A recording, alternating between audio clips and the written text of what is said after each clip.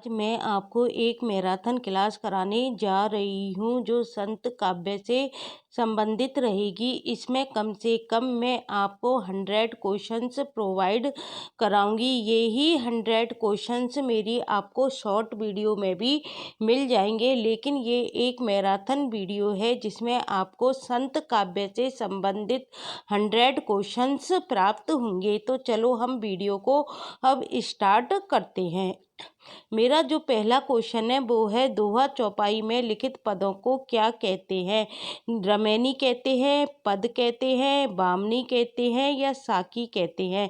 जो दोहा चौपाई है उसमें लिखित जो पद होते हैं उसको हम क्या कहते हैं?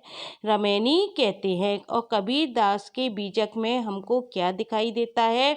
साखी, शबद एवं रमैनी नामक 3 कोटि की रचनाएं संग्रहित हैं। कबीर दास का जो बीजक है उसमें साखी, शबद एवं रमैनी 3 कोटि की रचनाएं हमको प्राप्त होती हैं। जो साखी होती है वो किस में होती है? दोहा छंद में होती है। और जो शबद होता है वो क्या होता है? गे पद होते हैं। और रमैनी मैंने आपको बता दिया दोहा और चौपाई में हमको प्राप्त होती है। क्वेश्चन नंबर 2 है, दशरथ सुत तिहु लोक बखाना, राम नाम का मर्म है आना। इन पंक्तियों के माध्यम से कबीर क्या कहना चाहते हैं? कि दशरथ सुत तिहु लोक बखाना, राम नाम का मर्म है आना। इन पंक्तियों के माध्यम से कबीर दास जी क्या कहना चाहते हैं? मैं राम नाम का मर्म जानता हूँ, मेरे राम नाम का मर्म कुछ और है। दशरथ के पुत्र का वर्णन तीनों लोकों में होता है। दशरथ पुत्र राम की महिमा अपरंपार है। तो इसका क्या मतलब है? मेरे राम नाम का मर्म कुछ और है। क्या है? मेरे राम नाम का मर्म कुछ और है। क्वेश्चन नंबर 3 है, इनमें से कौन संत कवि नहीं है? हमको बताना है कि संत कवि कौन से नहीं है। देखो, कबीरदास संत कवियों में आते हैं, सुंदरदास संत कवि में आते हैं, मलूकदास संत कवि में आते हैं। क्वेश्चन क्या पूछा है? संत कवि नहीं है। तो कौन नहीं है? तुलसीदास। तुलसीदास किस में आते हैं? राम भक्ति शाखा के अंतर्गत आते हैं। क्वेश्चन नंबर 4 है, संत कवि गुरु नानक देव का जन्म कहाँ हुआ था? जो संत कवि गुरु नानक देव हैं उनका जन्म कहाँ हुआ था? अमृतसर में हुआ था, ननकाना में हुआ था, मिजोरम में हुआ था या तलवंडी में हुआ था? संत कवि गुरु नानक देव का जन्म कहाँ हुआ था? तलवंडी में हुआ था।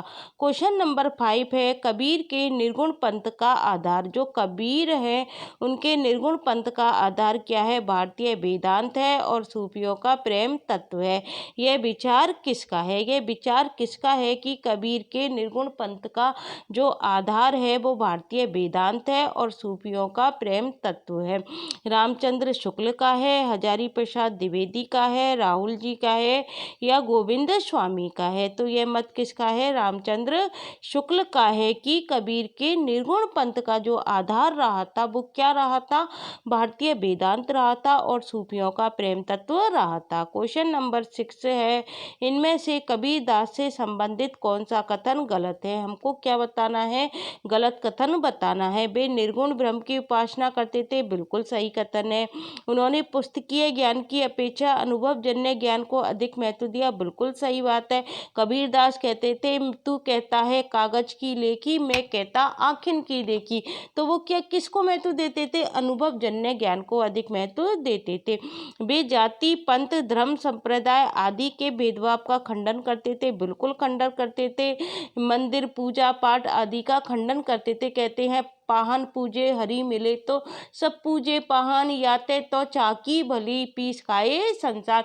यदि पाहन मतलब पत्थर को पूजने से भगवान मिल जाते तो क्या है? सभी लोग उसकी पूजा करने लग जाते, सबको ही भगवान की प्राप्ति हो जाती। इससे अच्छा तो क्या है? ये चक्की है जिसको पीस कर क्या करते हैं? हम आटा प्राप्त करते हैं, जो हमारी क्या करती है? भूख को शांत करती है। पूजा पाठ को भक्ति के लिए आवश्यक मानते थे, बिल्कुल आवश्यक नहीं मानते थे, क्योंकि वो किस भक्ति को महत्व देते थे? निर्गुण भक्ति को महत्व देते थे। क्वेश्चन नंबर 7 है और हमसे पूछ रहा है गलत कथन। तो यही क्या हो जाएगा? गलत कथन हो जाएगा। क्वेश्चन नंबर 7 है, इनमें से किस मध्यकालीन संत कवि का संबंध राजस्थान से नहीं था। हमको बताना है वह संत कवि जिसका संबंध राजस्थान से नहीं था। देखो, दादू दयाल, नागरी दास, संत पीपा और मलूक दास। तो देखो, संत पीपा का संबंध राजस्थान से रहा है, नागरी दास का संबंध राजस्थान से रहा है, लेकिन जो दादू दयाल है इनकी कर्म स्थली राजस्थान रही है, लेकिन इनका जन्म कहाँ हुआ था, अहमदाबाद हुआ था। तो मलूक दास है, उनका वो क्या है, केवल मलूक दास ऐसे हैं जो किससे संबंध रखते हैं, इलाहाबाद से संबंध रखते हैं। तो इसका आंसर क्या आ जाएगा, मलूक दास आ जाएगा। और दादू दयाल का जन्म तो यद्यपि अहमदाबाद में हुआ था, लेकिन उनकी जो कर्म स्थली है वो क्या रही थी, राजस्थान रही थी। तो चारों ऑप्शनों को देखकर हमको सही आंसर क्या आ जाएगा इसका, मलूक दास, क्योंकि ये किससे संबंध रखते थे, इलाहाबाद से संबंध रखते थे। क्वेश्चन नंबर 8 है, इनमें से किस कवि का संबंध संत काव्य से नहीं है। कौन से कवि हैं जो संत काव्य से संबंधित नहीं है। देखो, रविदास या रैदास कह लो, संत काव्य में आते हैं, कबीरदास संत काव्य में आते हैं, धन्ना संत काव्य में आते हैं, लेकिन जो अग्रदास है, ये अग्रदास है, थोड़ी टाइपिंग मिस्टेक है, अग्रदास है, ये किस में आते हैं, सगुण धारा के राम भक्ति शाखा के कौन है, ये प्रतिनिधि कवि हैं। क्वेश्चन नंबर 9 है, संत काव्य में शब्द से क्या अभिप्राय है। ऊपर आ गया कि हम शब्द से क्या समझते हैं, दोहा छंद की रचना नहीं है, ये साकी होती है, संबोधन परक रचना नहीं है, उपदेश प्रदान रचना नहीं है, क्या है, शब्द गे पदों वाली रचना है। शब्द क्या है, हमारी गे पदों वाली रचना है।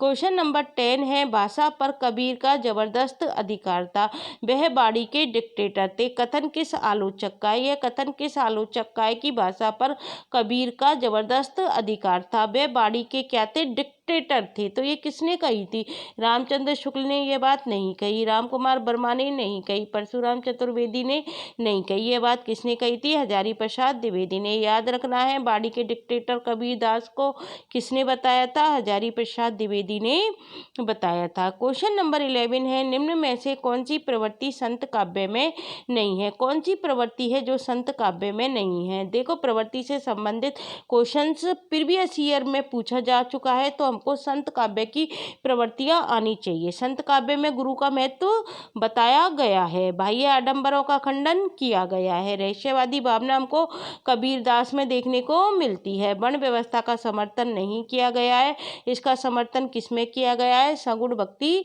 धारा के अंतर्गत किया गया है, निर्गुण भक्ति में इसका समर्थन हमको देखने को नहीं मिलता है। क्वेश्चन नंबर 12 है, कबीर के काव्य की प्रमुख प्रवृत्ति नहीं है। इन चारों ऑप्शनों में कौन सा ऑप्शन ऐसा है जो प्रमुख प्रवृत्ति से संबंधित नहीं है। देखो, कबीर के काव्य में हमको संबोधन परकता दिखाई देती है, खंडनात्मकता हमको दिखाई देती है, वो हर बात का पुरजोर ढंग से क्या करते हैं, खंडन करते हैं।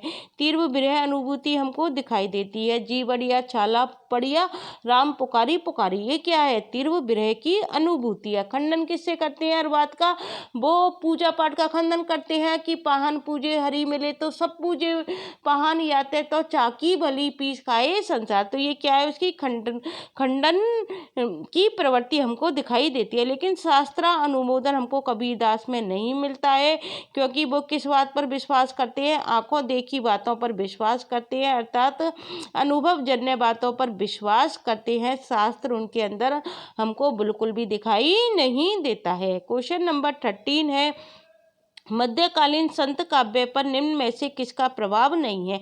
जो संत काव्य है, हमने मध्यकालीन क्यों कहा, क्योंकि मध्यकाल में ही भक्ति काल और रीति काल दो जो विभाजन किया है वो मध्यकाल के अंतर्गत ही आता है। तो संत काव्य पर किसका प्रभाव नहीं है, तो देखो, नाथ साहित्य का हमको दिखाई देता है, उपनिषद का हमको दिखाई देता है, अद्वैत दर्शन हमको दिखाई देता है, लेकिन जो जैन साहित्य है इसका प्रभाव हमको मध्यकालीन संत काव्य में दिखाई नहीं देता है। क्वेश्चन नंबर 14 है, निम्न में से कौन सा कथन असत्य है। हमको क्या बताना है, गलत कथन बताना है। निर्गुण भक्ति में विश्व आत्मा प्रभु के विश्वव्यापी अस्तित्व में आस्था प्रकट की गई है, बिल्कुल आस्था प्रकट की गई है, और वो किसके माध्यम से की गई है, निर्गुण के माध्यम से की गई है। निर्गुण भक्ति वर्ण व्यवस्था के पक्षधर नहीं थे, बिल्कुल पक्षधर नहीं थे। निर्गुण भक्ति में लीला का महत्व है, यही गलत है। निर्गुण भक्ति में लीला का महत्व नहीं है, लीला का महत्व हमको सगुण भक्ति के अंतर्गत दिखाई देता है। निर्गुण भक्ति सत्य के शोधक है, बिल्कुल सही बात है। तो देखो ये जो अंतर है ये सगुण और निर्गुण का भी अंतर हो गया। तो इस तरह के क्वेश्चंस पेपर में पूछे जाते हैं। क्वेश्चन नंबर 15 है, कबीर के संदर्भ में निम्न में से कौन सा कथन असत्य है। हमको कौन सा कथन बताना है, गलत कथन बताना है। कबीर के काव्य में दाम्पत्य के द्योतक प्रतीकों का सुंदर प्रयोग हुआ है, बिल्कुल सुंदर प्रयोग हमको देखने को मिलता है। दुल्हन गवाऊ मंगलाचार, ये क्या है, दाम्पत्य के प्रतीक है। काव्य रचना कबीर का प्रथम लक्ष्य थी, बिल्कुल नहीं थी। काव्य रचना उनका बिल्कुल प्रथम लक्ष्य नहीं थी। वो तो अनुभव जन्य, जो उन्होंने अनुभव किया उसी बात को उन्होंने क्या कर दिया, अपनी वाणी के द्वारा प्रकट कर दी। कोई उनका उद्देश्य नहीं था काव्य रचना करने का। कबीर के काव्य में रहस्यवाद मिलता है, बिल्कुल रहस्यवाद मिलता है हमको। भावात्मक रहस्यवाद कबीर के काव्य में दिखाई देता है। कबीर ने समाज में व्याप्त पाखंड का पुरजोर विरोध किया है, बिल्कुल पुरजोर विरोध किया है। तो इसका जो असत्य कथन आ जाएगा वो क्या आ जाएगा, काव्य रचना कबीर का प्रथम लक्ष्य थी, बिल्कुल प्रथम लक्ष्य नहीं थी। क्वेश्चन नंबर 16 है, कबीर ने अपने निर्गुण पंथ में वह कौन सा तत्व शामिल किया जिसका नाथ पंथ में अभाव था। कौन सा ऐसा तत्व शामिल किया कबीर दास ने अपने निर्गुण पंथ में जिसका कि हमको नाथ पंथ में अभाव दिखाई देता है। तो रागात्मक तत्व से रहित साधना थी, या तांत्रिक विधानता, या हृदय पक्ष शून्यता, या भारतीय वेदांत और सूफियों का प्रेम तत्व। ये हमको नहीं दिखाई देता। भारतीय वेदांत और सूफियों का प्रेम तत्व नाथ पंथ में हमको कहीं नहीं दिखाई देता। ये हमको किस में दिखाई देता है, ये हमको कबीर दास के निर्गुण पंथ में दिखाई देता है। इसका क्या था, नाथ पंथ में अभाव था। नाथ पंथ में देखो ये था, रागात्मक तत्व से रहित साधना दिखाई देती है, तांत्रिक विधान हमको दिखाई देता है, हृदय पक्ष शून्य दिखाई देता है। लेकिन भारतीय वेदांत और सूफियों का प्रेम तत्व हमको नाथ पंथ में दिखाई नहीं देता। ये हमको किस में दिखाई देता है, कबीर दास में दिखाई देता है। क्वेश्चन नंबर 17 है, निम्न में से कौन सी कबीर की वाणी की विशेषता नहीं है। कौन सी ऐसी बात है जो कबीर की वाणी के अंतर्गत हमको दिखाई नहीं देती है। देखो हृदय की शुद्धि हमको दिखाई देती है, हिंदू मुसलमान को वो फटकार लगाते हुए हमको दिखाई देते हैं। संसार की अनित्यता हमको दिखाई देती है। संसार क्या है, चलायमान है, अनित्य है, ये हमको दिखाई देता है, बदलता रहता है, परिवर्तनशील है, क्षणभंगुर है। मूर्ति पूजा, तीर्थाटन आदि का महत्व हमको दिखाई नहीं देता है। ये हमको सगुण भक्ति काव्य में दिखाई देता है। क्वेश्चन नंबर 18 है, साधना के 3 अवयव बताए गए हैं, कर्म, ज्ञान और भक्ति। क्या आ जाएगा इसका आंसर, भक्ति आ जाएगा। तंत्र नहीं है, मन नहीं है, वाणी नहीं है। क्या है साधना के 3 अवयव, कर्म, ज्ञान और भक्ति है। क्वेश्चन नंबर 19 है, पर ब्रह्म के तेज का कैसा है उन्मान, कहवे को शोभा नहीं देखिया ही प्रमाण। सरयू में संकलित उक्त काव्य पंक्तियां किस कवि की हैं। ये किस कवि की हैं कि पर ब्रह्म के तेज का कैसा है उन्मान, कहवे को शोभा नहीं देखिया ही प्रमाण। सरयू में संकलित उक्त काव्य पंक्तियां किसकी हैं, रहीमदास की हैं, तुलसीदास की हैं, सेनापति की हैं, या कबीरदास की। इसका आंसर मुझे आप कमेंट्स बॉक्स में दोगे। मैं आपको 3-4 क्वेश्चन आपके लिए छोड़ती हूँ जिसका आंसर आपको मुझे कमेंट्स बॉक्स में देना पड़ेगा। आप मुझे ये बताना कि ये पंक्तियाँ किसकी हैं कि पर ब्रह्म के तेज का कैसा है उन्मान, कहवे को शोभा नहीं देखिया ही प्रमाण। क्वेश्चन नंबर 20 है, दादू दयाल का जन्म कहाँ पर हुआ था। जो दादू दयाल थे उनका जन्म कहाँ पर हुआ था, अहमदाबाद में हुआ था, बीकानेर में हुआ था, जयपुर में हुआ था, या मारवाड़ में हुआ था। ये क्वेश्चन पहले भी आ चुका है, मैंने आपको बता दिया था। दादू दयाल का जन्म तो अहमदाबाद में हुआ था, लेकिन उनकी कर्मस्थली कहाँ रही थी, राजस्थान रही थी। क्वेश्चन नंबर 21 है, प्रभु जी तुम चंदन हम पानी, जाकी अंग अंग बात समानी। ये किसकी काव्य पंक्ति है कि प्रभु जी तुम चंदन हम पानी, जाकी अंग अंग बात समानी। दादू दयाल की है, रविदास की है, कबीर की है, या नानक की है। तो ये पंक्ति किसकी है, रैदास की है। किसकी है, रैदास की है। क्वेश्चन नंबर 22 है, निम्न में से कौन सी नानक की रचना नहीं है। हमको बतानी है कि नानक की रचना कौन सी नहीं है। तो देखो ग्रंथ साहिब नानक की रचना है, अशादीवार नानक की रचना है, रही रास नानक की रचना है, लेकिन सिद्धांत पंचमात्रा नानक की रचना नहीं है। क्वेश्चन नंबर 23 है, कबीर की भाषा को सदुक्कड़ी किसने कहा था। आप मुझे ये बताओ कि कबीर की भाषा को सदुक्कड़ी किसने कहा था। भरत सिंह ने कहा था, रामविलास शर्मा ने कहा था, हजारी प्रसाद द्विवेदी ने कहा था या रामचंद्र शुक्ल ने कहा था? इसका आंसर आप मुझे कमेंट बॉक्स में दोगे। मैंने आपके लिए 5 क्वेश्चन छोड़ दिए हैं जिनका आंसर आपको मुझे कमेंट्स बॉक्स में देना पड़ेगा। कबीर की भाषा को सदुक्कड़ी किसने कहा था? इसका आंसर आप मुझे कमेंट्स बॉक्स में दोगे। भरत सिंह ने कहा था, रामविलास शर्मा ने कहा था, हजारी प्रसाद द्विवेदी ने कहा था या रामचंद्र शुक्ल ने कहा था? इसका आंसर मुझे आप कमेंट्स बॉक्स में देना। क्वेश्चन नंबर 24 है, रविदास के पद किस धार्मिक ग्रंथ में संकलित हैं?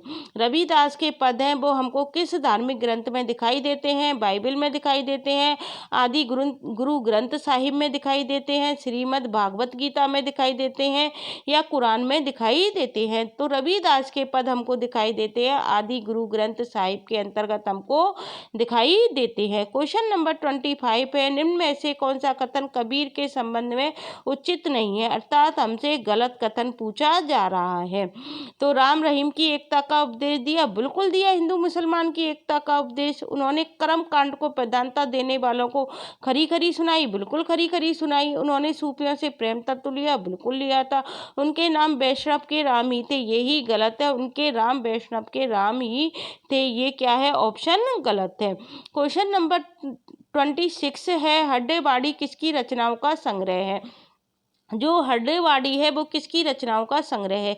रविदास की है, दादू दयाल की है या गुरु नानक की है? तो ये दादू दयाल की रचनाओं का संग्रह है। कौन सी? हड्डेवाड़ी। क्वेश्चन नंबर 27 है, कबीर के परलोकवास होने पर उनकी गद्दी किन्हें मिली थी? जब कबीर दास परलोकवास हो गए तो उनकी गद्दी किन्हें मिली थी? रैदास को मिली थी, धर्मदास को मिली थी, गरीबदास को मिली थी या मलूकदास को मिली थी? किसको मिली थी? धर्मदास को मिली थी। क्वेश्चन नंबर 28 है, दादू पंथ का प्रधान पीठ दादू द्वारा कहाँ पर स्थित है? आपको बताना है ये जो दादू द्वारा है, दादू पंथ का प्रधान पीठ, ये कहाँ पर है? अहमदाबाद में है, नरैना में है या आमेर में है? तो ये कहाँ पर है? नरैना में है।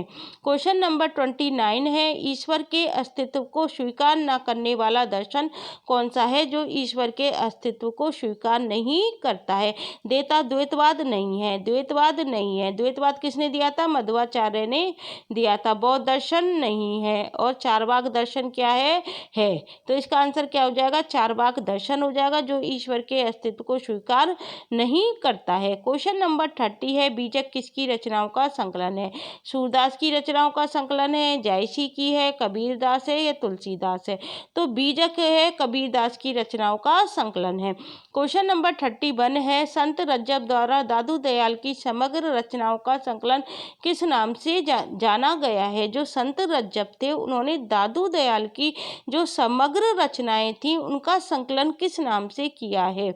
सर्वंगी नाम से किया है, ज्ञान समुद्र, ज्ञान बोध या अंगबधु? किस नाम से किया है? अंगबधु के नाम से किया है। किसने किया है? संत रज्जब ने किया है। ये कौन थे? दादू दयाल के शिष्य थे। क्वेश्चन नंबर 32 है, दार्शनिक विचारधारा की दृष्टि से वेदावेदवादी विचारधारा से संबंधित संत का नाम है? किसने वेदावेदवादी विचारधारा दी थी? गुरु नानक ने दी थी, मलूकदास ने दी थी, कबीरदास ने दी थी या दादू दयाल ने दी थी? किसने दी थी? गुरु नानक ने दी थी। क्या दिया था? वेदावेदवादी विचारधारा दी थी। क्वेश्चन नंबर 33 है, निम्न में से किस संत का साधना क्षेत्र कभी भी राजस्थान नहीं रहा? हमसे पूछा जा रहा है कि कौन से संत हैं जिनका साधना क्षेत्र कभी भी राजस्थान नहीं रहा था। जमनाथ का राजस्थान था, सुंदरदास राजस्थान के थे, पीपा राजस्थान के थे, झालावाड़ के सुंदरदास दौसा के थे। सुंदरदास कहाँ के थे? आप मुझे कमेंट्स करके बताना। और मलूक दास का संबंध कभी भी राजस्थान से नहीं रहा था। आप मुझे कमेंट्स बॉक्स में बताओगे कि सुंदरदास कहाँ के रहने वाले थे। पीपा तो गागरोन झालावाड़ के रहने वाले थे। तो इसका आंसर क्या हो जाएगा? मलूकदास हो जाएगा। क्वेश्चन नंबर 34 है, निम्न में से कौन सा संत रामानंद का शिष्य नहीं है? कौन सा संत है जो रामानंद का शिष्य नहीं है? कबीरदास है, धर्मदास है, शैन है या पीपा है? धर्मदास क्या है? रामानंद के शिष्य नहीं है। धर्मदास किसके शिष्य थे? कबीरदास के शिष्य थे, जिन्होंने किसकी गद्दी संभाली थी? कबीरदास के परलोकवास होने पर उन्होंने कबीरदास की गद्दी संभाली थी। की। तो रामानंद के कितने शिष्य थे? 12 शिष्य थे। धर्मदास कबीरदास के शिष्य थे। उन्होंने ही कबीर की वाणियों का संग्रह किस नाम से किया था? बीजक नाम से किया था। आकाश धर्मा रामानंद को क्या कहते हैं हम? आकाश धर्मा गुरु भी कहते हैं। इनके कितने शिष्य हुए? 12 शिष्य हुए। इनके नाम आपको पता होना चाहिए, पूछे जा सकते हैं पेपर में। कौन कौन से हुए? अनंतानंद, भावानंद, पीपा, सेन, धन्ना, रैदास, कबीर, सुखानंद, सुरसुरानंद, नरहरियानंद, पद्मावती और सुरसुरी। पद्मावती और सुरसुरी याद कर लेना। और नंद लग रहा है जिनके पीछे, वो क्या है? रामानंद के शिष्य हैं। कौन कौन से नंद हैं? अनंतानंद, भावानंद और सुखानंद और सुरसुरानंद। और कबीरदास सबको याद रहते हैं, रैदास भी याद रहते हैं, धन्ना भी याद रहते हैं, पीपा और सेन। क्वेश्चन नंबर 35 क्या है? हंस जो रहा शरीर में पाक जरा गा भागी। इस पंक्ति में हंस का क्या अर्थ है? हंस का क्या मतलब है जो शरीर में रहता है? क्या है? जीव है, पक्षी है, हंस है या बुद्धि है? तो इसका अर्थ क्या है? जीव है। क्वेश्चन नंबर 36 है, जो पे चेराई राम की करतो ना लजातो। पंक्ति में चेराई का क्या अर्थ है? ये जो चेराई है इसका क्या अर्थ है? सेवा का मतलब है, चापलूस, मोह, प्रेम। तो इसका क्या मतलब है? सेवा करना। राम की क्या करना? सेवा। जो पे चेराई राम की करतो ना लजातो। मैं राम की सेवा करने में कभी भी लजाता नहीं हूँ। क्वेश्चन नंबर 37 है, कबीरदास के काव्य में विद्यमान भावात्मक रहस्यवाद की झलक का क्या कारण है? जो हमको कबीरदास के काव्य में जो भावात्मक रहस्यवाद की झलक दिखाई देती है उसका क्या कारण है? वेदांत का प्रभाव है, सूफी सत्संग का प्रभाव है, अनुयुक्ति का प्रभाव है या ज्ञान मार्गी चिंतन का प्रभाव है? तो भावात्मक रहस्यवाद का जो कारण है वो क्या है? वेदांत का प्रभाव है। क्वेश्चन नंबर 38 है, निर्गुण कवियों में सबसे अधिक शिक्षित एवं शास्त्रज्ञ थे। ये पंक्तियां नहीं हैं, ये हैं कवियों में। निर्गुण कवियों में सबसे अधिक शिक्षित कौन थे? दादू दयाल थे, धर्मदास थे, कबीरदास थे या सुंदरदास थे? कौन थे? सुंदरदास थे जो सबसे अधिक शिक्षित थे और शास्त्रज्ञ थे। क्वेश्चन नंबर 39 है, इनमें से संत कबीर से संबंधित कौन सा कथन सही नहीं है? हमको गलत कथन बताना है और वो भी कबीर से संबंधित बताना है। वे निर्गुण ब्रह्म के उपासक थे, बिल्कुल उपासक थे। सत्संग और नाम स्मरण पर भी बहुत बल देते थे। वे माया को ईश्वर भक्ति में बाधक मानते थे, सही है। विभिन्न तीर्थ के प्रति उनके मन में श्रद्धा थी, ये गलत है। उनके मन में बिल्कुल श्रद्धा नहीं थी तीर्थों के प्रति, उनके मन में तो कर्मों के प्रति श्रद्धा थी। तीर्थों के प्रति कोई श्रद्धा हमको दिखाई नहीं देती, तो यही गलत हो गया। क्वेश्चन नंबर 40 है, कस्तूरी कुंडली बसे मृग डूडे बनमाई, ऐसे घटी घटी राम हैं दुनिया देखी नहीं। प्रस्तुत पद में क्या हमको दिखाई देता है? भावात्मक रहस्यवाद है, शुद्ध द्वैतवाद है, अद्वैतवाद है या इनमें से कोई नहीं? तो हमको क्या दिखाई देता है? अद्वैतवाद दिखाई देता है। वो कैसे दिखाई देता है? कस्तूरी कुंडल बसे मृग ढूंढे बनमाई। मृग के अंदर क्या है? कस्तूरी उसके मतलब नाभि में ही रहती है और वो पूरे वन में घूमता फिरता रहता है। तो ये क्या है? अपने अंदर ही है जीव जगत और ईश्वर। और तो ये क्या है? अद्वैतवाद है, मतलब संसार और ईश्वर अलग नहीं है, आत्मा और ईश्वर अलग नहीं है, बल्कि क्या है? एक ही है। तो ये क्या है? अद्वैतवाद है। क्वेश्चन नंबर 41 है, कबीर का हठयोग किस साहित्य से प्रभावित है? जो हमको कबीर के अंदर हठयोग दिखाई देता है वो किस साहित्य से प्रभावित है? शुद्ध एवं नाथ साहित्य, जैन साहित्य, सूफी काव्य या अपभ्रंश काव्य? तो कबीर का हठयोग है शुद्ध एवं नाथ साहित्य से क्या है? प्रभावित है। क्वेश्चन नंबर 42 है, दुर्गा सप्तशती का चंडी चरित्र के नाम से हिंदी में अनुवाद किसने किया था? जो दुर्गा सप्तशती है उसका चंडी चरित्र के नाम से हिंदी में अनुवाद है वो किसने किया था? गोविंद सिंह ने किया था, अमरदास ने किया था, गुरु नानक ने किया था या अंगद देव ने किया था? किसने किया था? गोविंद सिंह ने किया था चंडी चरित्र के नाम से हिंदी में अनुवाद। किसका? दुर्गा सप्तशती का।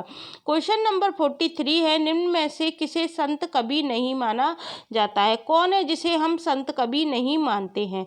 तो देखो, कबीरदास संत कवि हैं, रैदास संत कवि हैं जिनको हम रविदास भी कहते हैं, मलुकदास संत कवि हैं, लेकिन ईश्वरदास संत कवि नहीं है।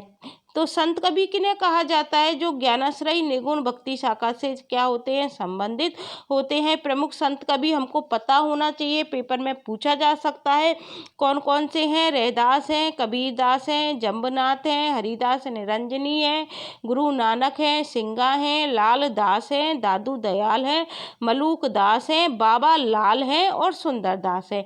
ये कौन है? संत कवि हैं। तो हमको संत कवियों की जानकारी भी होनी चाहिए, क्योंकि पेपर में क्वेश्चन पूछा जा सकता है। क्वेश्चन नंबर 44 है, पंडित रामचंद्र शुक्ल के अनुसार कबीरदास का जन्म कब माना जाता है? अर्थात हमसे पूछा जा सकता है, कबीरदास तो निर्गुण शाखा के इम्पोर्टेंट कवि हैं, तो कबीरदास की तो संपूर्ण जानकारी हमको प्राप्त होनी चाहिए। तो विक्रम संवत 1454 है, विक्रम संवत 1456 है, विक्रम संवत 1455 है या विक्रम संवत 1557 है? तो क्या है? विक्रम संवत 1456 है। और हमसे ईस्वी सन में भी पूछा जा सकता है। ईस्वी सन में यदि पूछा जाए तो आप क्या करोगे? जो 1456 है उसमें -57 कर दोगे तो आपका जन्म कब आ जाएगा? 1398 ईस्वी आ जाएगा। तो कबीरदास का जन्म 1398 ईस्वी कह लो या विक्रम संवत 1456 कह लो।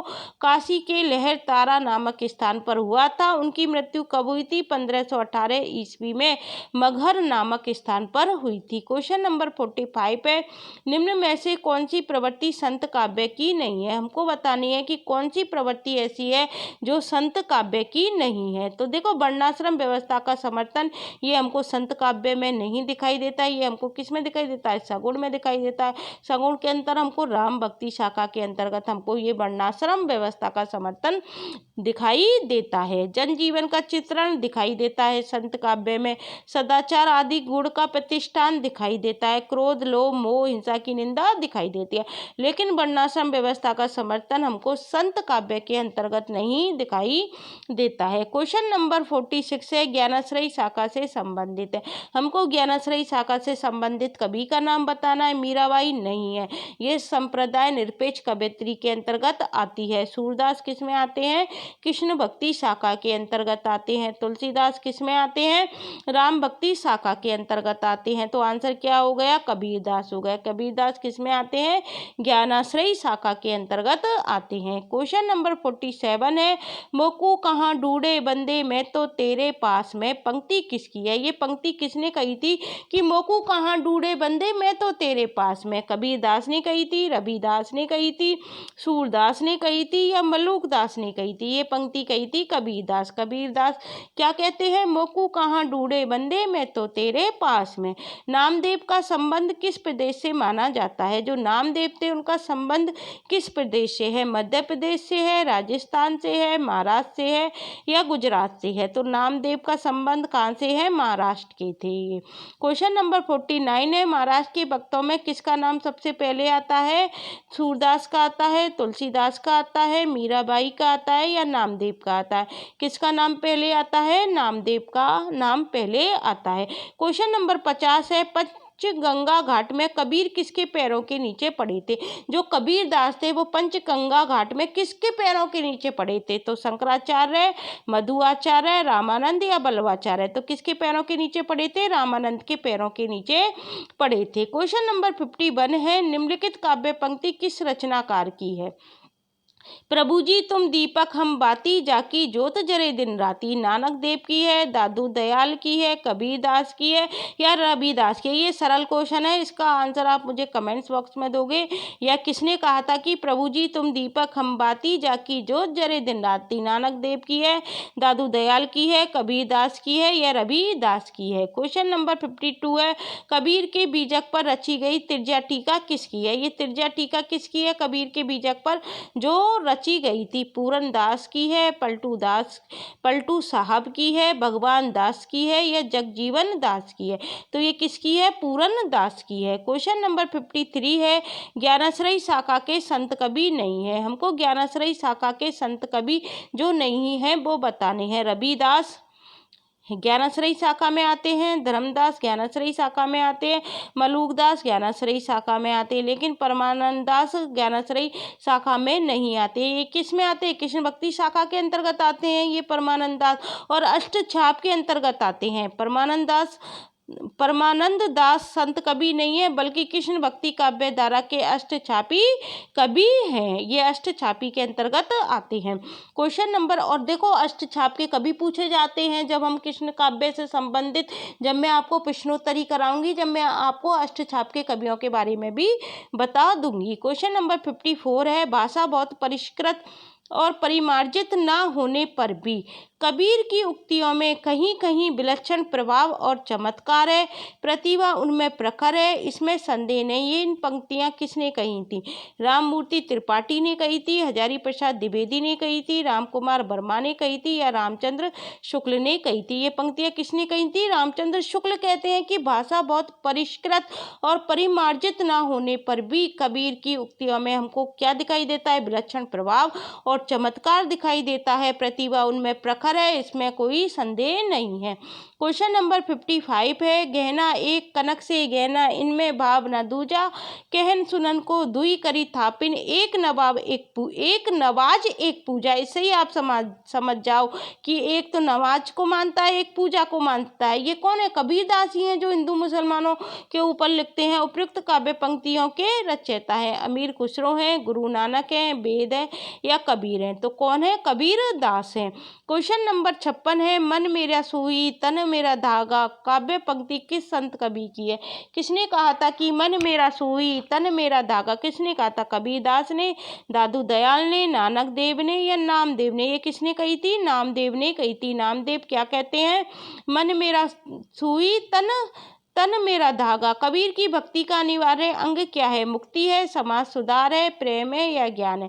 तो कबीर की जो भक्ति है वो किस पर आधारित है? ज्ञान पर आधारित है। उन्होंने ज्ञान अनुभव जन्य बातें कही हैं अपनी भक्ति के अंतर्गत। क्वेश्चन नंबर 58 है, किस समीक्षक ने कहा कि शब्दों के जोड़ तोड़ में चमत्कार लाने के फेर में पढ़ना कबीर की प्रवृत्ति के प्रतिकूल था? किस समीक्षक ने ये बात कही थी कि शब्दों के जोड़ तोड़ में चमत्कार लाने के फेर में पढ़ना कबीर की प्रवृत्ति के क्या था? प्रतिकूल था।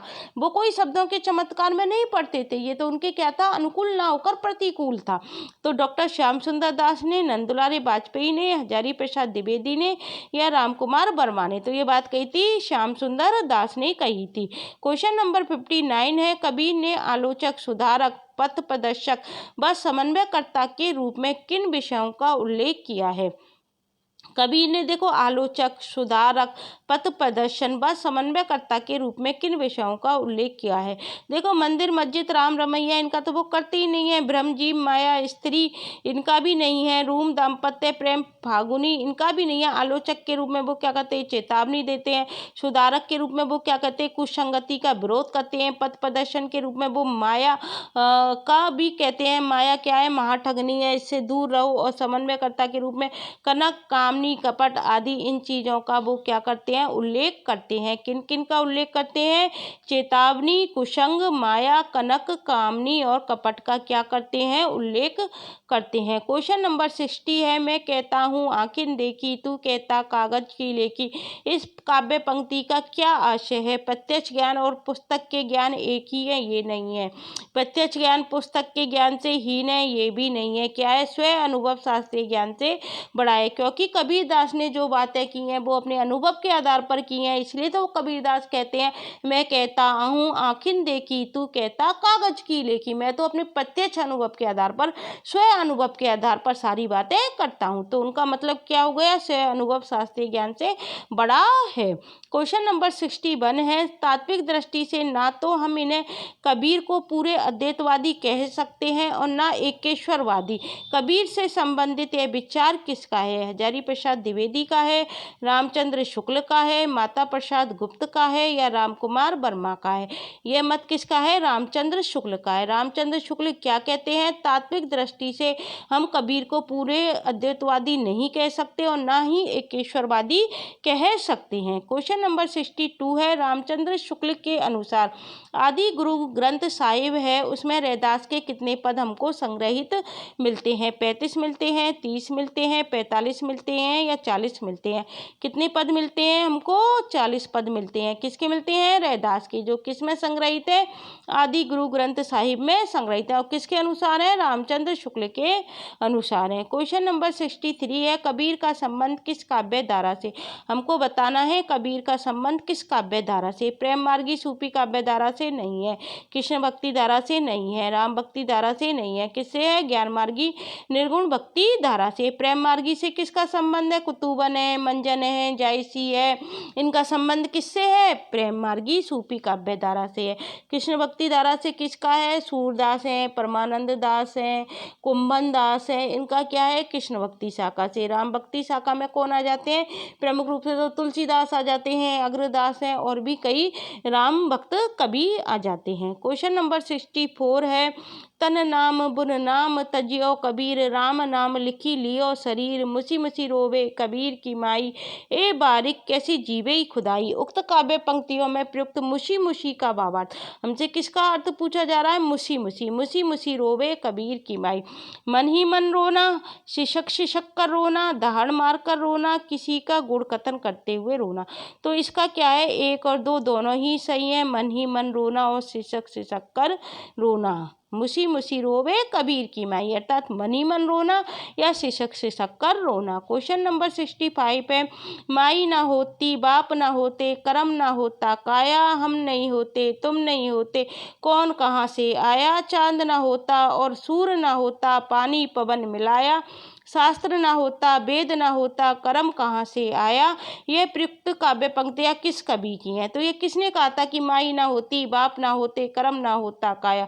कबीर दास ने कहा था, मलुक दास ने कहा था, रविदास ने कहा था या नामदेव ने कहा था। ये पंक्तियाँ किसकी हैं, नामदेव की हैं। क्वेश्चन नंबर 66 है, रविदास किसके गुरु थे, मीराबाई के थे, मलूक दास के थे, हरिदास के थे या लाल दास के थे। तो वो मीराबाई के गुरु थे, रैदास मीराबाई के गुरु थे। इनके 40 पद हमने पढ़े हैं अभी, गुरु ग्रंथ साहिब में संकलित है। किसके अनुसार, शुक्ल जी के अनुसार। रविदास का जन्म कब हुआ था, रैदास के बारे में पूछा जा सकता है, इंपॉर्टेंट कवि हैं ये। रैदास का जन्म कब हुआ था, 1388 ईस्वी में। कहाँ पर हुआ था, काशी में हुआ था। इनके गुरु का नाम क्या था, रामानंद। यह जाति के कौन थे, रैदास चमार थे। उनकी प्रसिद्ध पंक्ति क्या है, प्रभु जी तुम चंदन हम पानी, जाकी अंग अंग बास समानी। ये क्वेश्चन ऊपर आया था जो मैंने आपसे कहा था, आप कमेंट बॉक्स में आंसर दोगे। तो ये पंक्ति किसकी है, रैदास की है। प्रभु जी तुम चंदन हम पानी, जाकी अंग अंग बास समानी। निम्न संत कवियों के गुरुओं का नाम इस प्रकार है। मलुक दास के गुरु का नाम पूछा जा सकता है, कौन है, पुरुषोत्तम। लाल दास के गुरु का नाम क्या है, गर्दन चिश्ती। और हरिदास के गुरु का नाम क्या है, प्रागदास। और मीरा के गुरु का नाम क्या है, रैदास। मलुक दास के गुरु का नाम क्या है, पुरुषोत्तम। लाल दास के गुरु का नाम क्या है, गर्दन चिश्ती। और हरिदास के गुरु का नाम क्या है, प्राग दास है। क्वेश्चन नंबर 67 है, सदुक्कड़ी भाषा से क्या आशय है।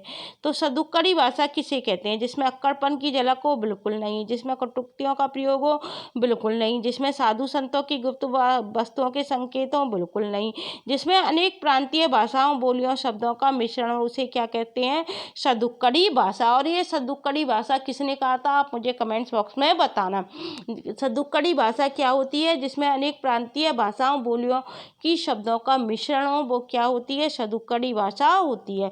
क्वेश्चन नंबर 68 है, संत साधना का साहित्यिक रूप प्रारंभ हुआ। कहाँ से प्रारंभ हुआ संत साधना का साहित्य रूप, प्रयाग से हुआ, काशी से हुआ, उज्जैन से हुआ या पंढरपुर से हुआ। इसका आंसर मुझे आप कमेंट्स बॉक्स में दोगे कि संत साधना का जो साहित्यिक रूप है वो कहाँ से प्रारंभ हुआ था। क्वेश्चन नंबर 69 है, निर्गुण संतों की काव्य सर्जना सर्वाधिक आधारित दिखती है। जो निर्गुण संत हैं उनकी काव्य सर्जना सबसे अधिक किस पर आधारित दिखती है, सूफियों की योग साधना पर नहीं। सर्वाधिक पूछा है, दिखाई तो देती है लेकिन सर्वाधिक नहीं। आदिकाल की लोक कथाओं पर नहीं, नाटों की रचनाओं पर सर्वाधिक हमको दिखाई देती है। दक्षिण भारत के वीर सेवाओं की भांति भावना पर नहीं। किस पर दिखाई देती है निर्गुण संतों की काव्य सर्जना, सर्वाधिक नाटों की रचनाओं पर सर्वाधिक दिखाई देती है। क्वेश्चन नंबर 69 है, तुम जिन जानो गीत है यह निज ब्रह्म विचार। यह किसने कहा था, कबीर दास ने कहा था, रविदास ने कहा था, तुलसीदास ने कहा था या सूरदास ने कहा था। यह बात किसने कही थी, कबीर दास ने कही थी कि तुम जिन जानो गीत है ये निज ब्रह्म विचार। किसने कही थी, कबीर दास ने कही थी। क्वेश्चन नंबर 70 है, भाषा बहुत परिष्कृत और परिमार्जित न होने पर भी कबीर की उक्तियों में कहीं कहीं विलक्षण प्रभाव और चमत्कार है। प्रतिभा उनमें प्रकृति, इसमें संदेह नहीं। पंक्तियों के लेखक कौन है? हजारी प्रसाद द्विवेदी नहीं है, राममूर्ति त्रिपाठी नहीं है, राम कुमार वर्मा नहीं है। कौन है? रामचंद्र शुक्ल ने कहा था कि प्रतिभा उनमें प्रकृति, इसमें कोई संदेह नहीं। कबीर की उक्तियों में कहीं कहीं विलक्षण प्रभाव और चमत्कार है। भाषा बहुत परिष्कृत और परिमार्जित न होने पर भी हमको कबीर की उक्तियों में क्या क्या दिखाई देता है? विलक्षण प्रभाव और चमत्कार दिखाई देता है। क्वेश्चन नंबर 71 है, सिकंदर लोदी ने किसके कहने पर कबीर दास को जंजीर में बांधकर गंगा में डुबोया था? जो सिकंदर लोदी थे उन्होंने किसके कहने पर कबीर दास को जंजीर से बांधकर गंगा में डुबोया था? गुलाम हुसैन, मोहम्मद शाह, शेख तकी। तो उन्होंने शेख तकी के कहने पर कबीर दास को जंजीर से बांधकर गंगा में डुबोया था। क्वेश्चन नंबर 72 है, निम्न पंक्तियों में संत काव्य की विशेषता नहीं है, उस पंक्ति को छाटिए। मैंने बताया था संत काव्य की विशेषताएं पूछी जा सकती हैं। जाति पाति का विरोध करते हैं तो ये तो विशेषता हो गई, हमसे पूछ रहा है विशेषता नहीं है। गुरु का महत्व प्रतिपादन, ये भी विशेषता है। बाह्य आडंबरों का खंडन, ये भी विशेषता है। कौन सी विशेषता नहीं है? सगुण ईश्वर की उपासना हमको संत काव्य में दिखाई नहीं देती है। ये किस में दिखाई देती है?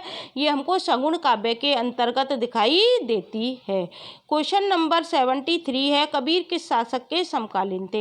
हुमायूं के थे, अकबर के थे, सिकंदर लोदी के थे या बहादुर शाह जफर के थे? तो कबीर किस शासक के समकालीन थे? सिकंदर लोदी के समकालीन थे। क्वेश्चन नंबर 74 है, निम्न में से कौन रामानंद की शिष्य परंपरा में नहीं है? कौन है जो रामानंद की शिष्य परंपरा में नहीं है? हमने पढ़े थे कबीरदास तो थे, नरहरि दास भी हैं, रविदास भी हैं, लेकिन मलूक दास हैं, वो किसकी परंपरा में नहीं है? शिष्य परंपरा में, रामानंद की शिष्य परंपरा में मलूक दास जी नहीं है। क्वेश्चन नंबर 75 है, कबीर दास को मानवतावादी कवि क्यों कहा जाता है? क्या रीजन है, क्या कारण है कि कबीर दास को हम मानवतावादी कवि कहते हैं? बेमानव थे? नहीं, बेमानव के बीच नहीं रहते थे, ये कोई बात नहीं है।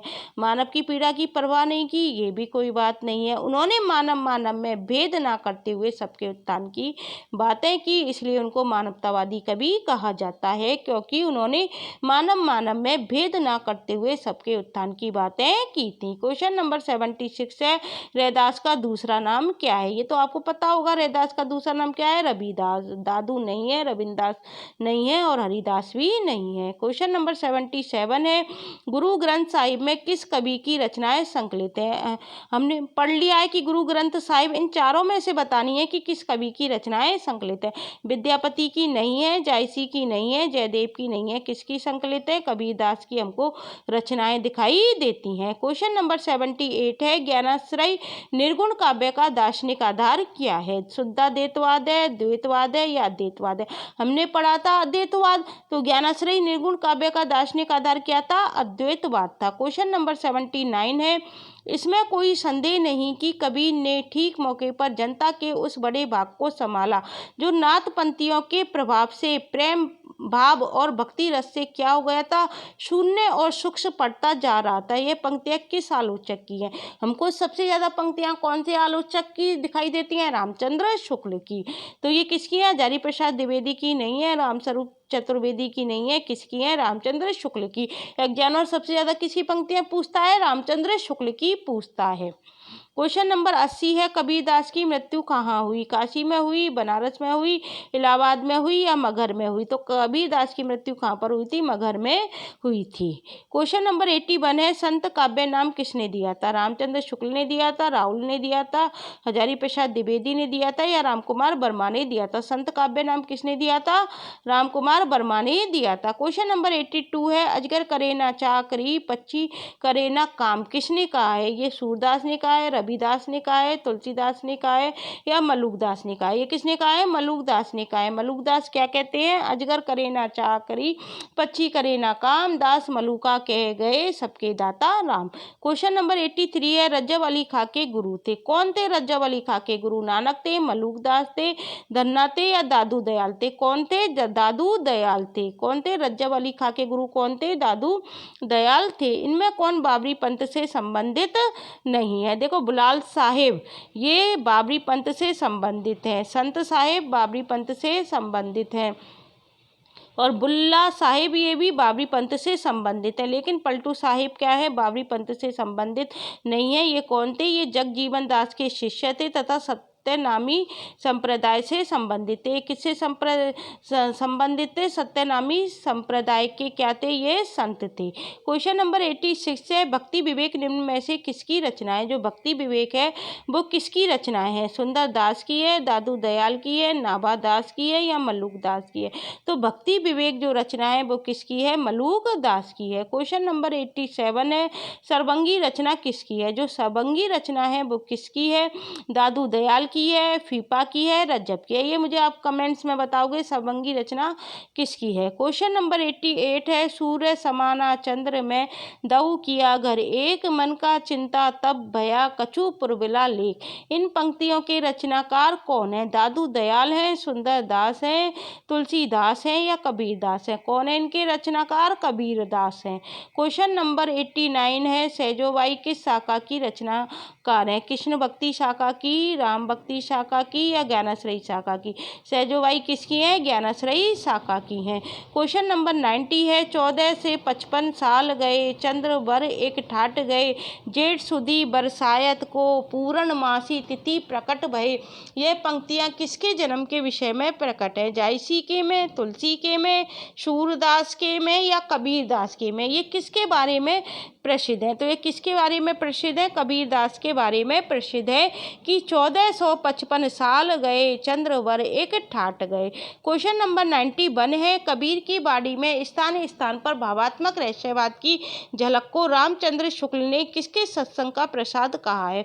जो हमको कबीर की बाड़ी में स्थान स्थान पर हमको जो भावात्मक रहस्यवाद दिखाई देता है वो रामचंद्र शुक्ल ने किसके सत्संग का प्रभाव कहा है। देखो, राम भक्तों की सत्संग का नहीं है, कृष्ण भक्तों के सत्संग का नहीं है, सगुण उपासकों का नहीं है, भावात्मक रहस्यवाद किसका है, सूफियों के सत्संग का हमको दिखाई देता है। क्वेश्चन नंबर 92 है, कबीर की भाषा के संदर्भ में कौन सा कथन गलत है। हमको गलत कथन बताना है। भाषा में खरापन है, ये तो सही कथन है। कहीं कहीं भाषा गवारू लगती है, ये भी सही कथन है। भाषा में अक्कड़पन है, ये भी सही कथन है। लेकिन साहित्यिक कोमलता है, ये क्या है, हमारा गलत कथन है। साहित्यिक कोमलता बिल्कुल भी नहीं है कबीरदास के काव्य में। क्वेश्चन नंबर 93 है, इसमें कोई संदेह नहीं कि कबीर को राम नाम रामानंद जी से प्राप्त हुआ, पर आगे चलकर कबीर के राम रामानंद के राम से भिन्न हो गए। यह कथन किसका है, रामचंद्र शुक्ल का है, माता प्रसाद गुप्त का है या हजारी प्रसाद द्विवेदी का है। तो यह किसका कथन है, रामचंद्र शुक्ल का है कि कबीर को राम नाम रामानंद जी से ही प्राप्त हुआ, पर आगे चलकर कबीर के राम रामानंद के राम से क्या हो गए थे, भिन्न हो गए थे। कथन किसका है, रामचंद्र शुक्ल का है। क्वेश्चन नंबर 94 है, नीमा किस कवि की माता का नाम था, रहीमदास, सूरदास, मलूकदास या कबीरदास। जो नीमा था वो किसकी माता का नाम था, कबीरदास की माता का नाम था। क्वेश्चन नंबर 95 है, इनमें से कौन सा कथन असत्य है। हमको गलत कथन बताना है। ज्ञानाश्रयी शाखा के कवि निराकार की उपासना करते हैं, ये तो सही कथन है। कबीर संत कवि है, ये भी सही कथन है। प्रभु जी तुम चंदन हम पानी, रैदास की पंक्ति है, ये भी सही कथन है। तुलसीदास ज्ञानाश्रयी शाखा के कवि है, यही गलत कथन है क्योंकि तुलसीदास राम भक्ति शाखा के कवि हैं। क्वेश्चन नंबर 96 है, दुल्हनी गवाओ मंगलाचार हम घरी आए हो, राजा राम भट्टार। कबीर का यह पद किस राग में है, हमको बताना है कौन सा राग है कि दुल्हन गवाओ मंगलाचार हम घर आए हो, राजा राम भट्टार। राग भैरवी में है, राग मल्हार में या राग गौड़ी में। तो ये किस में है, राग गौड़ी में है। क्वेश्चन नंबर 97 है, किस काव्य धारा में मूर्ति पूजा और अवतारवाद का विरोध किया गया है। किस में किया गया है मूर्ति पूजा और अवतारवाद का विरोध, संत काव्य धारा में किया गया है। सगुण में नहीं किया गया, राम में नहीं किया गया, कृष्ण काव्य में नहीं किया गया। इसमें तो मूर्ति पूजा को क्या माना गया है, माना गया था, सगुण की उपासना की गई है। संत काव्य धारा में इनका विरोध किया गया है। क्वेश्चन नंबर 98 है, उलटवासियां किसने लिखी हैं। सूरदास ने लिखी है, तुलसीदास ने लिखी है, रहीमदास ने लिखी है या कबीरदास ने लिखी है। उलटवासियां किसने लिखी है, कबीरदास ने लिखी है। 99 क्वेश्चन है, जप्पू जी रचना किसकी है, रहीमदास की है, तुलसीदास की है या नानक की है। जप्पू जी रचना है वो किसकी है, नानक की है। क्वेश्चन नंबर 100 है, जाके कुटुंब सब ढोर ढोबंट फिरई, अजहू बनारसी आसपासा, अचार सहित ब्रिप करही दंडोती, तिन तने रविदास दासा नुदासा। इन पंक्तियों में किन भागों की अभिव्यंजना हुई है। तो देखो, लोक व्यवहार की हुई है, वर्ण व्यवस्था की हुई है, विनय की हुई है और गर्भोक्ति की हुई है। तो देखो, केवल गर्भोक्ति की नहीं हुई, जबकि लोक व्यवहार की हुई है, वर्ण व्यवस्था की हुई है और विनय जैसे भावों की अभिव्यक्ति हुई है। तो इसका आंसर क्या हो जाएगा? फर्स्ट, सेकंड और थर्ड, ये तीनों सही हैं। तो गाइस, आज मैंने आपको संत काव्य से संबंधित 100 क्वेश्चंस की प्रश्नोत्तरी पूरी करा दी है। आशा करती हूँ आपको समझ में आ गई होगी। इसके अलावा सूफी काव्य से संबंधित पूरी प्रश्नोत्तरी भी लेकर आऊंगी। फिर राम काव्य से संबंधित पूरी प्रश्नोत्तरी आएगी आपके लिए, और फिर कृष्ण काव्य से संबंधित आएगी, और फिर भक्ति काल का जो सामान्य परिचय है उससे संबंधित को प्रश्नोत्तरी भी मैं आपके लिए लेकर आऊंगी। और इसके अलावा 10-10 मिनट की वीडियो भी मैंने शॉर्ट में डाली हुई है। यदि आपको लगातार बड़ी वीडियो नहीं देखी जाती है तो आप 10-10 मिनट की मेरी वीडियो को भी देख सकते हो। आपको प्लेलिस्ट दिखाई देगी, उसमें पूरा मेरा भक्ति काल आपको दिखाई देगा। इसके अलावा मैंने आदिकाल से संबंधित प्रश्नोत्तरी भी छोटे छोटे पार्ट में कराई हुई है। एक बड़ी वीडियो भी मैं आदिकाल से संबंधित प्रश्नोत्तरी आपके लिए लेकर आऊंगी। अगर आपको मेरी वीडियो अच्छी लगती है तो इसे और अन्य छात्रों के लिए शेयर करना मत भूलना। Thank you.